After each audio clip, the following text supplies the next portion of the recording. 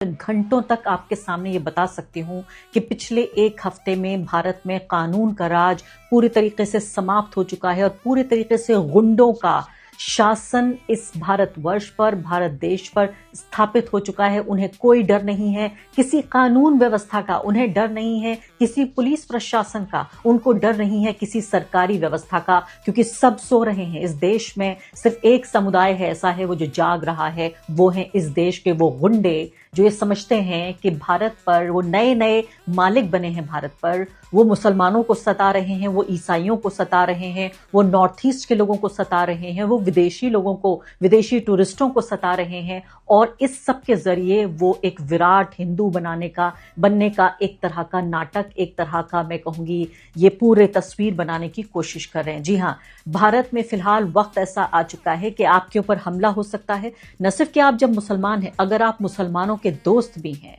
बरेली की ये घटना यहां पर आई है जिसमें एक लड़की, एक नर्सिंग स्टूडेंट थी वो लड़की, और इस लड़की ने अपने कुछ दोस्तों को बुलाया बरेली में, उत्तर प्रदेश के एक पार्टी का आयोजन किया, बर्थडे पार्टी थी। इसमें 2 लड़के मुसलमान थे। ये खबर कैसे लगी ये भी इन्हीं लोगों को पता होगा। ये कौन सा नेटवर्क है जो लोगों की प्राइवेट बर्थडे पार्टीज में भी पता लगा रहा है कि किसकी गेस्ट लिस्ट क्या है, कौन किसके आ रहा है। उसने अपनी क्लासमेट्स के लिए अपने घर पर नहीं, एक कैफे में अपनी बर्थडे पार्टी का आयोजन किया।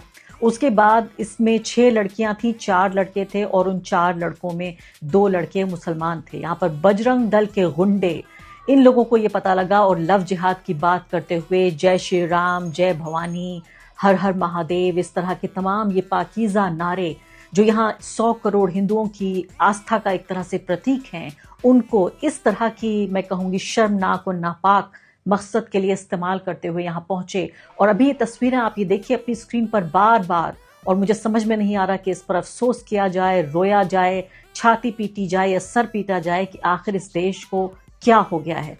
यहाँ पर ये देखिए लव जिहाद की बात करते हुए ये लोग घुस आए, और नहीं, सिर्फ ये नहीं है कि कोई ये इस तरह की कोई भावनात्मक अपील के जरिए कर रहे थे। इस गुंडागर्दी का बाकायदा इन्होंने इसकी नुमाइश की, इसकी वीडियोग्राफी की, इस पर संगीत लगाया, ऊपर से संगीत लगाने के बाद इसको अपने तमाम सोशल मीडिया पे पोस्ट किया, क्योंकि इन लोगों को इस बात का कोई डर नहीं है कि देश में कोई कानून है या इनको सजा हो सकती है, इनको जेल भेजा जा सकता है। इनको पुलिस का डर नहीं है, इनको अदालतों का डर नहीं है, इनको मीडिया का डर नहीं है, इनको ये देश के कानून में ये लोग विश्वास नहीं रखते। इनका अपना कानून है जो है गुंडा राज, कानून का राज नहीं, संविधान का राज नहीं, गुंडा राज पूरे तरीके से। लव जिहाद की बात करते हुए, और पुलिस भी देख रहे हैं आप साथ में, लड़की से वहां बातचीत कर रहे हैं वो लोग। यानी आप सोचिए कि पुलिस प्रशासन जिस तरह से हाथ पर हाथ रखे बैठा है, और इसमें भी पूरी पॉसिबिलिटी आप ये देखिए कि पुलिस इन्वेस्टिगेशन में कुछ भी ऑब्जेक्शनेबल नहीं मिला, ऐसी कोई बात नहीं थी। पहली बात तो इससे बड़ा कोई झूठ नहीं है कि इस देश में लव जिहाद जैसी कोई चीज। लड़कियों की जो महिलाएं हैं उनकी जो आज़ादी है, उनका जो फैसला लेने का अधिकार है अपनी जिंदगी पर, अपने शरीर पर, अपनी सेक्सुअलिटी पर, उसको एक तरह से कैप्चर कर लेना चाहते हैं ये लोग कि अपनी मर्जी से लड़की शादी ना कर सके। इसीलिए ये पूरा लव जिहाद की पूरी नौटंकी, ये पूरी कंस्पिरेसी थ्योरी आगे रखी है। बजरंग दल के मेंबर्स ने, आप देख रहे हैं कि ये सदस्य वहां पर पहुंचे और तमाम तरीके से यहाँ पर ये बातें आई सामने। उसके बाद भी तमाम इन्वेस्टिगेशन हो गया, कोई मामला नहीं सामने आया, और उसके बाद बहुत ज्यादा दबाव में आने के बाद सोशल मीडिया पे लगातार 24 घंटे से आउटरीच हो रहा है। तब FIR फाइल की गई है। ये जो गौरक्षा दल के कुछ सदस्य बताए जाते हैं, इनका नाम है ऋषभ ठाकुर, दीपक पाठक और 25 और लोग हैं। 25 और लोग हैं, जी हाँ, पूरी की पूरी फौज।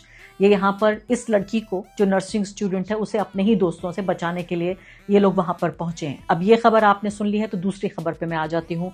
वो खबर है किस तरह से त्रिपुरा का एक लड़का जो देहरादून में पढ़ रहा था, उसको हम जानते हैं नॉर्थ ईस्ट से जो लोग आते हैं अलग अलग तरह के बहुत ही रेसिस्ट जो शब्दावली है उससे हम नवाजते हैं। मैंने वही कहा कि दुख इस बात का है कि हम सिर्फ महिला विरोधी नहीं, हम सिर्फ ईसाई विरोधी नहीं हैं, हम सिर्फ मुसलमान विरोधी नहीं हैं, हम सिर्फ कम्युनल ही नहीं हैं, हम रेसिस्ट भी हैं, हम रंग भेदी भी हैं, हम सांप्रदायिक हैं, महिला विरोधी हैं और रंग भेदी भी हैं। एक ऐसा देश बन रहा है, आप सोचिए उन माओं और उन बापों के और उन परिवारों की मनोस्थिति समझने की कोशिश कीजिए जो लोग आज के भारत में अपने बच्चों को बड़ा कर रहे हैं, किस तरह के भारत में अपने बच्चों को बड़ा कर रहे हैं। तो हमने देखा कि त्रिपुरा का ये छात्र यहाँ देहरादून में ये पढ़ रहा था, 9 दिसंबर के दिन उस पर अटैक किया गया। राष्ट्रीय मीडिया से खबर पूरी तरीके से गायब रही।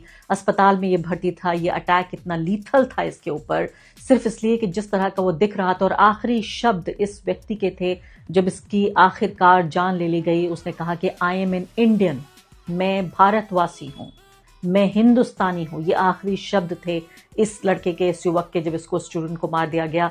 और 27 दिसंबर को नेशनल मीडिया में आखिरकार ये खबर आई।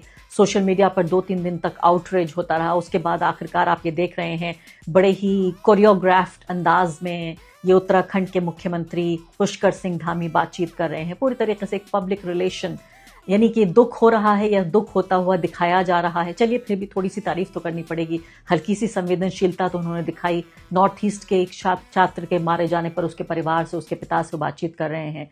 मुझे इस बात का बिल्कुल भरोसा नहीं है कि अगर ये लड़का मुसलमान होता तो पुष्कर धामी क्या इसके पिता से भी बातचीत करते। मुझे बिल्कुल भरोसा नहीं है इस बात का, इसलिए मैं तारीफ किए देती हूँ कि चलिए मुसलमान नहीं है, ईसाई नहीं है, तो कम से कम इस लड़के के पिता को, चकमा नाम है उसका सरनेम, उसको कम से कम उन्होंने बातचीत करने की कोशिश तो की, एक सांत्वना देने की कोशिश तो की। अब अगली बात पे आ जाती हूँ मैं। आप ये देखिए कि अगली बात यह है, जैसे मैंने आपको बताया कि आप किसी भी तरीके से आपके ऊपर हमला हो सकता है। आप ईसाई हो, पूरे हफ्ते गुंडागर्दी हुई, तोड़फोड़ हुई, परेशान किया गया, सताया गया भारत के 2% ईसाइयों को।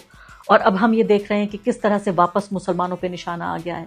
लेकिन आप मुसलमान ना भी हो, आप ईसाई ना भी हो, आप भारतीय ना भी हो, तब भी आपके ऊपर किसी और वजह से अटैक किया जा सकता है। ये जापानीज हैं यहाँ पर, ये जापानीज टूरिस्ट हैं। और कहाँ हुआ? प्राइम मिनिस्टर की कंस्टिट्यूएंसी में ये घटनाक्रम हुआ है। सेंटा क्लॉज की वो आप देख रहे हैं टोपियां वो पहने हुए हैं, स्विम सूट पहने हुए हैं, और भीड़ ने हूटिंग करके उनको भगाया, बुरा भला किया, दशाश्वमेध घाट से उनको भगा दिया। और इस तरह से आरोप ये लगाया जा रहा है कि यहाँ पर ये लोग मूत्र त्याग रहे थे, यूरिनेट कर रहे थे, इसलिए ऐसा किया जा रहा है इनके साथ। यानी यहाँ पर भी इस अपराध के लिए भी, अगर ये अपराध हो रहा था, इसके लिए कोई पुलिस प्रशासन नहीं है।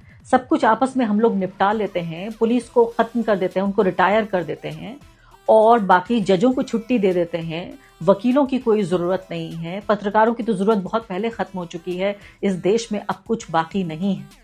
हर तरह से ज़रा सी भी पहचान, जिसे तथाकथित मुख्य धारा का भारतीय हम कहते हैं, उस मुख्य धारा के भारतीय से ज़रा भी अगर आप हैं, आपकी तस्वीर, आपकी शक्ल सूरत, आपकी आस्था, आपके बोलने का तरीका, आपकी भाषा, आपका रंग रूप, तो आपकी जान खतरे में है, आपका माल खतरे में है। मैं बिल्कुल इस बात की गारंटी नहीं दे सकती कि आप सही सलामत रहेंगे।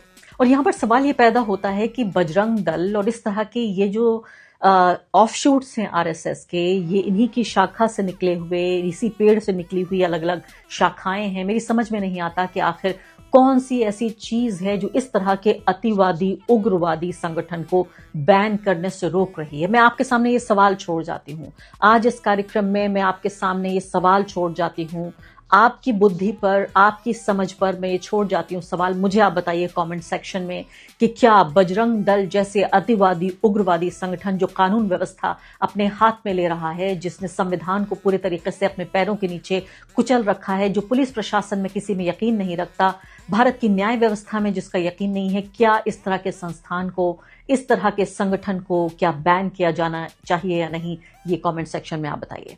बेहद अफसोस की बात यह है कि 2025 को इस तरह से खत्म करना पड़ रहा है, इस तरह से पर्दे डाले जा रहे हैं 2025 पर। क्या मैं उम्मीद करूं, और किस दिल से, किस मन से, और किस तरह से मैं ये उम्मीद करूं कि 2026 हमारे लिए इससे कुछ बेहतर होगा।